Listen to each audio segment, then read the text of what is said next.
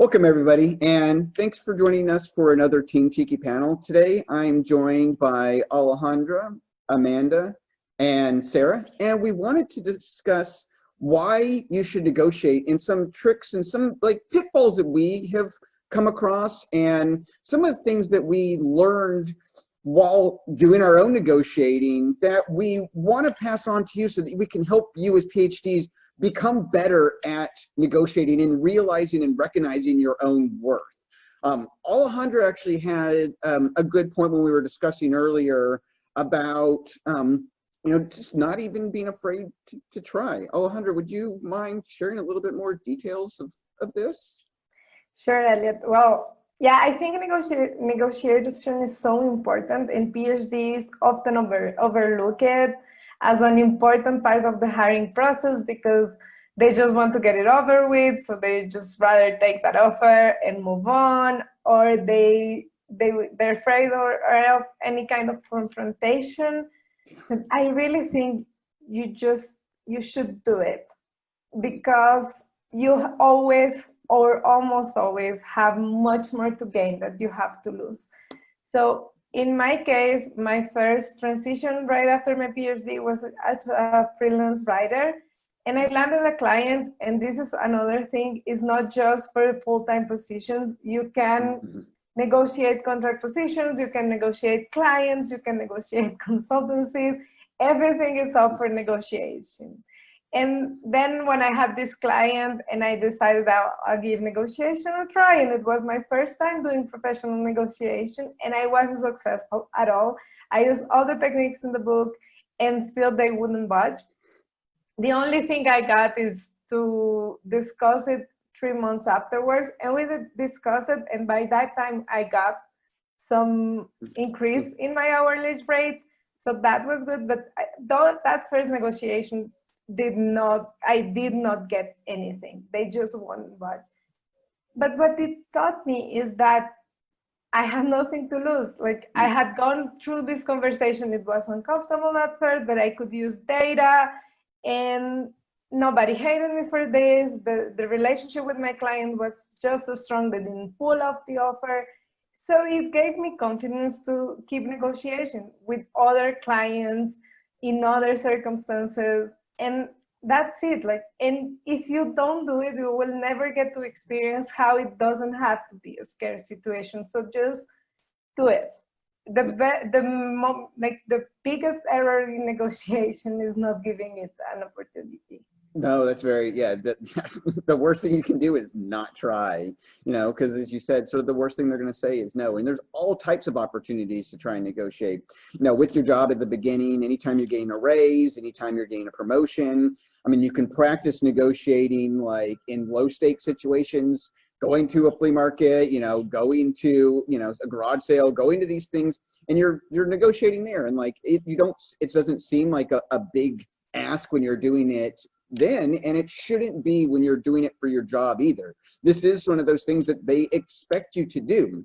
And as you said, they're not going to be upset that you're trying to negotiate because they're expecting you to, go back and forth and figure out what is that, range in that area and where you guys are going to be able to both leave happy. And that actually kind of helps lead into something that Sarah had brought up whenever she first was looking at her jobs and finding what is my walkaway number? Where am I going to be happy? And being, I guess, pleasantly surprised at what that actually can actually be. Sarah, do you mind sharing a little bit more? Sure. So I had done a lot of research beforehand on Glassdoor and Salary.com and in informational interviews to sort of get an idea of what the normal range for entering into a medical writing field, and I sort of had that range, but I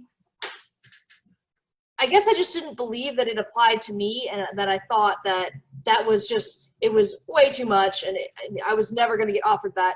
And so I had established a walkaway number in my head ahead of my interviews, saying this is my absolute lowest number.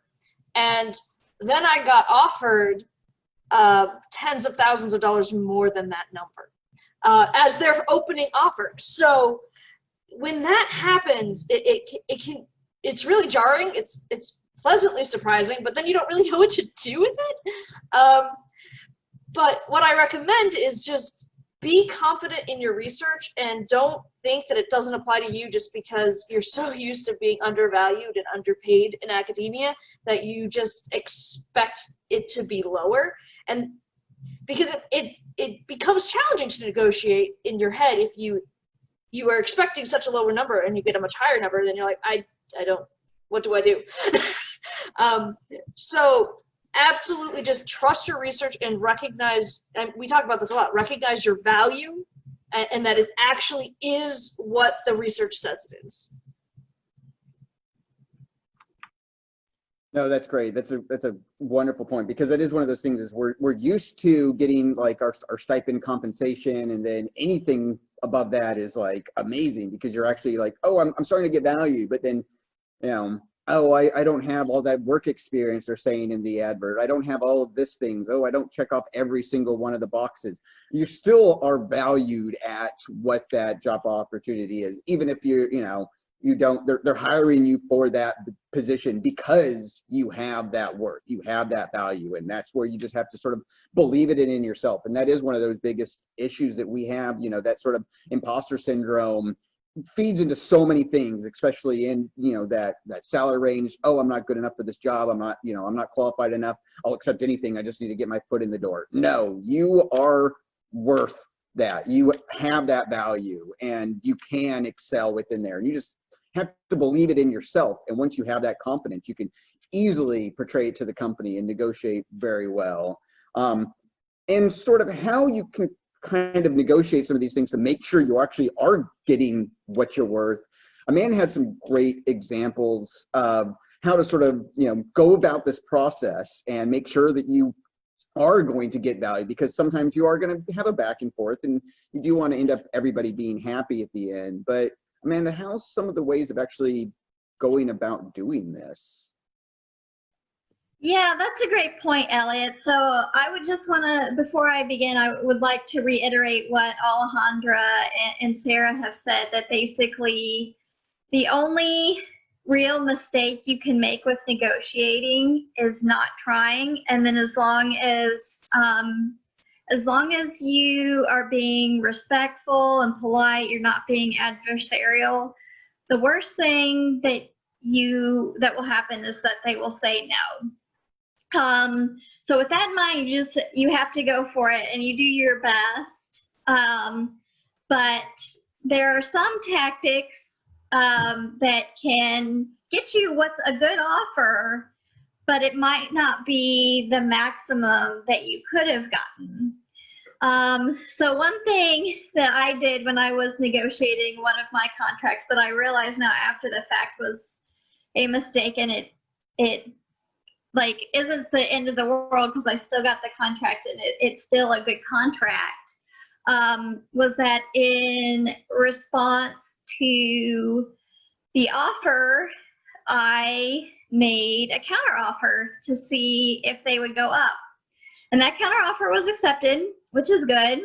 But I learned later that what you really want to do is, unless they force you to make a counter offer, is to keep the questions open-ended and to reiterate the skills that you have. You can say, instead of saying, oh, how about this number? You want to say, well, I had a significantly higher number in mind because I have these leadership skills. I'm an innovator, as you can see from these experiences that I've had and these results that I've produced. What would you pay somebody for these skills? And keep going, keep pushing back as much as you can until they say, no, we can't go any higher, because that way you can make sure to get the most that they will possibly offer, as opposed to counter offering, which is if your counter offer is lower than the max range, of course they'll accept it and then you're done. So it's important to just keep negotiations as open-ended as possible as you reiterate the value that you'll add, and just see what happens. Yeah, again, it's the worst they're going to say is no. And like, we can't go any higher. We can't do anything because, yeah, like as you said, like, all right, they offer you, you know, 100,000 to make it even. And you're like, oh, well, 110 would be better. And they're like, sold, you know, but they could have gone up to 130, 150, but you don't know because you didn't try, you know, you just gave that number and they're like, perfect, great, you know, that's less than we were going to have in the range.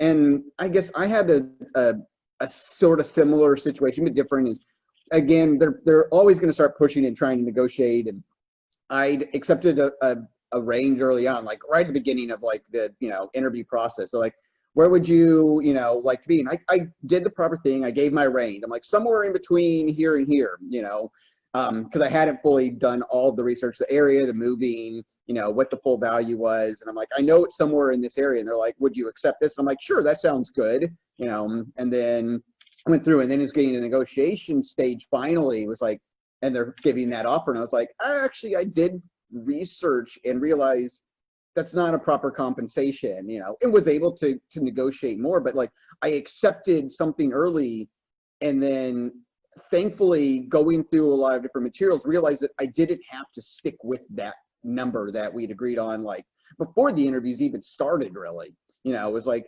that was before actually talking to the team. You know, I'm talking to a hiring manager. I talked to HR, and they're like, where would you go? And I was like, in here. And then they're like, okay, pass it on. And then started talking to everybody, and then started doing the research, talking to people about the cost of living in the area, talking about like, you know, how much it was for like commuting, how much it was for all these other additional things that I didn't realize and hadn't thought about. And then it was like, oh, actually, to make it, you know, it come to this sort of range, I need, you know, I need more. And being able to come back and like, I didn't realize that there was this much, you know, extra cost. I didn't realize gas was going to be this much. I didn't realize that, you know, public transportation wasn't cheap. You know, I didn't realize these other things. And so it's like, you go over and like, all right, then coming back up with that information, doing that research and proving that like you want this position, but you also know your value, you know what you're worth, and know what it is to actually bring you on board. And you know, they accepted me, and then I find out later on I could have actually probably pushed for more still, but you know, you go over and I felt happy, they felt happy. So, you know, as long as everybody comes away from the table, you know, feeling like that they won, that's great, because you don't want to come across like too adversarial, too, you know, nitpicky, going through and fighting for every nickel and dime. But like, you need to make sure you're being valued, you're actually getting compensated for what you're worth, you know, and it all just comes out to really, you know, you're worth more than you probably potentially actually even realize. And it's hard coming out of academia into industry, realizing and recognizing how much you actually are worth. And we actually have a lot of material to help you out with that. If you go to phdsgethired.com, you'll learn more about our flagship program to get PhDs hired, the Cheeky Scientists Association. And we have a lot more material in there to really help you to understand this, because we really, at the end of the day, want you to, you know, recognize your value as a PhD and keep thinking and acting like an industry professional. Thanks, everybody.